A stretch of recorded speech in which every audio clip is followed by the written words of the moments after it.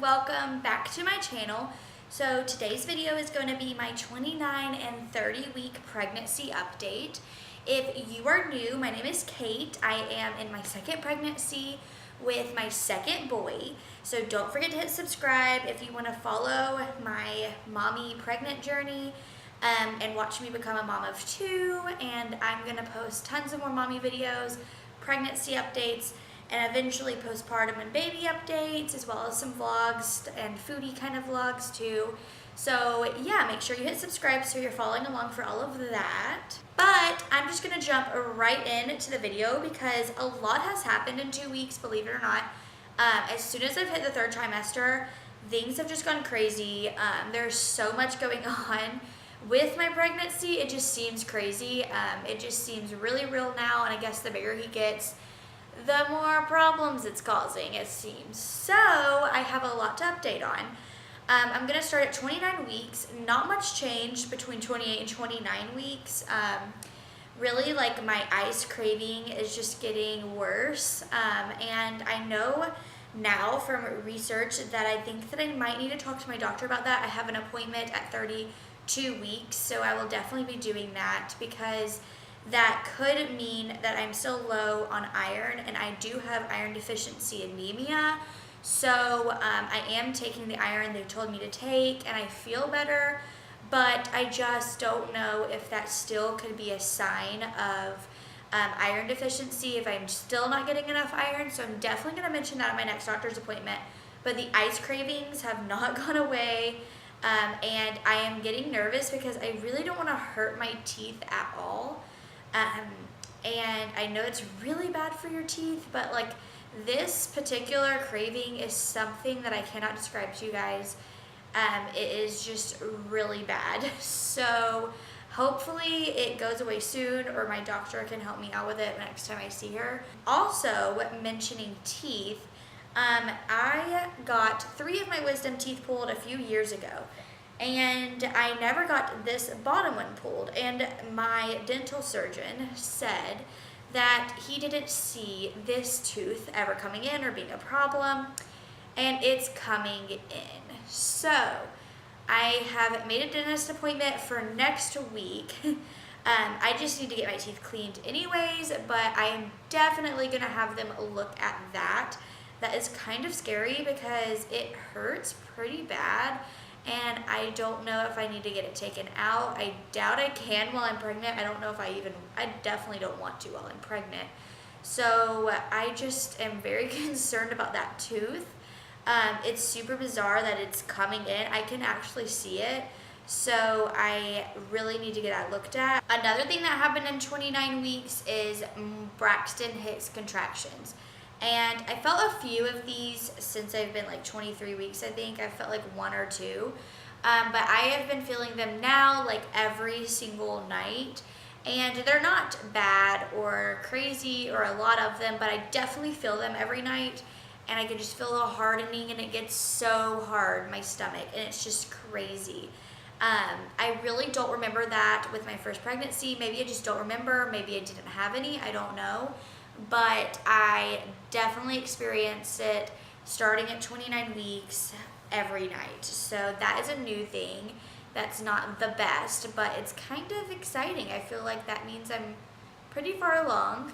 The only new craving that I have at 29 weeks was sweets. I changed completely from savory, salty to like sweets. Like now I need a cookie or ice cream, or even just like peanut buttery type stuff. I need something like that every day, if I could, for every single meal. I don't know why, and that's so not like me. I do not like sweets. I don't like dessert. And now all of a sudden, that's all I want. So it's super bizarre, but I'm not complaining because it's pretty fun to be able to go get like ice cream, even though you definitely shouldn't. But I do every single night. So yeah, it's become our new like family ritual. But yeah, that's pretty much it for 29 weeks. Now 30 weeks is when things get pretty interesting. The day I turned 30 weeks, which was last Wednesday, my weeks switch over on Wednesdays. So the day I turned 30 weeks, I woke up that morning, and I usually lay in bed and look at my phone forever, and I usually feel him kick a lot in the mornings. And I did not feel him kick at all, and it like made me notice, and it kind of like freaked me out for a second, but then I was like, he's probably just still asleep, lazy, something. It's probably the way I'm laying or something, I don't know. But I just went about my morning, and I came home from taking Grayson to school, ate breakfast, did my chores. I sat down on the couch to watch a show, and I usually just feel him kick anytime I'm still. 100%, he is always moving. And I didn't feel him again for almost an hour. Like, I sat here and watched a whole show, and I just didn't feel him. So then I started kind of freaking out. By then it was like 11, and I started to set my timer for 2 hours. My doctor told me I should count about 10 kicks in 2 hours. So I set my timer for 2 hours, and I laid very still. I tried doing a few jumping jacks and then laying still. I tried drinking a Coke, like something sweet. I tried switching positions, and I only got about 7 kicks in 2 hours. So I went ahead and called my doctor. This is the first time I've called my doctor all pregnancy, and I just felt like it was definitely necessary, considering the last appointment I had, she talked about counting the kicks. So I called my nurse, and she said that they felt most comfortable seeing me and getting an ultrasound done. So that is what I did. I went in that day, and I had an ultrasound, and basically the ultrasound tech told me she was just going to watch his movements, make sure they were normal, make sure he was still growing and he looked good. So it literally took 15 minutes, and he was perfect. It was super funny because I was watching him move on the ultrasound screen in front of me, but I could not feel him. So the ultrasound tech and the nurse eventually came in and talked to me. I never saw my doctor, but the nurse and ultrasound tech did explain to me that he is really big now, so his movements are going to feel different, and they might be less frequent and less just like intense. And he could have also been in just a position that day where I just couldn't feel him well. So there was no reason to worry, and they sent me home, and the next day I started feeling kicks and movements like pretty much normal once again. So I felt kind of silly for going in, but then again, the nurse was telling me that it's really bad for me to sit home and worry and be stressed, and it's better just to come in and get it taken care of and know that everything's okay. So I'm really glad that I went in, and it eased my mind for sure. And he has been kicking like crazy ever since. But about 2 days after that, I woke up in the middle of the night. I think that was Wednesday. This was Friday night into Friday morning. I woke up with really sharp pains down around my C-section scar. If you guys didn't know, with my first pregnancy, I did have a C-section. So I have a scar, and that's where I was feeling these pretty bad pains. They were not contractions. They weren't coming and going. It was just a pain, like a pretty constant pain. And it almost made me just like hold my breath. I got really worried. I wasn't spotting or anything like that. And in the morning when I stood up to get Grayson ready for school and moving around, it got pretty bad. So I looked it up, and a lot of people said they have experienced this as round ligament pain, especially down where I was feeling it. If you've had a C-section before, they cut through all of your ligaments and muscles down there. So as he's putting a lot of pressure down there now and he's getting heavier, it could start hurting, stretching. So I just waited a few more hours, and it eventually went completely away, and I haven't felt anything like that since. So I never mentioned it to my doctor. I didn't call or anything. I just laid down and rested, and it went away. So I think if it happens again, I'm going to get a belly band and see if that will take some pressure off of me or some weight. I might do that anyways, just because he is getting pretty heavy, and I definitely think that I'm feeling it way more lately. So yeah, let me know if you guys have ever felt that kind of pain. It definitely wasn't period cramping or anything. It was a different type of pain. That's what makes me think it was like ligament pain or just like my muscles. I don't know. It was just very bizarre. But it did freak me out for a little bit, but then it went completely away, like I said. So I'm not sure what that was all about. Then this past weekend, I got very, very sick early mornings of Sunday. I was throwing up with cramping, but I do think that that had something to do with the food I ate. At first I was really worried about it, but now looking back, the food I ate, I didn't really like it. I just feel like it might not have agreed with me.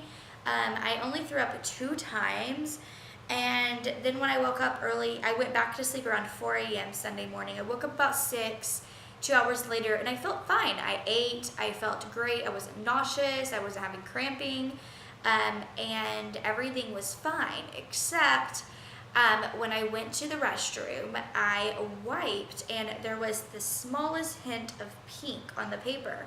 And at first it really freaked me out, but then I was like, okay, that's okay. You know, maybe I'm seeing stuff, or maybe that's just nothing. And I went about my day. The next time I went to the restroom, I wiped again, and the same thing, a little bit more pink. So then it started to worry me, and I showed my husband, which is a little too much information, just to see if I was crazy. Like, did he see anything? He did see it. So then I just kept like wiping and seeing, and it just kept on spotting. And then it kind of went away during the day, and it kind of came back at night.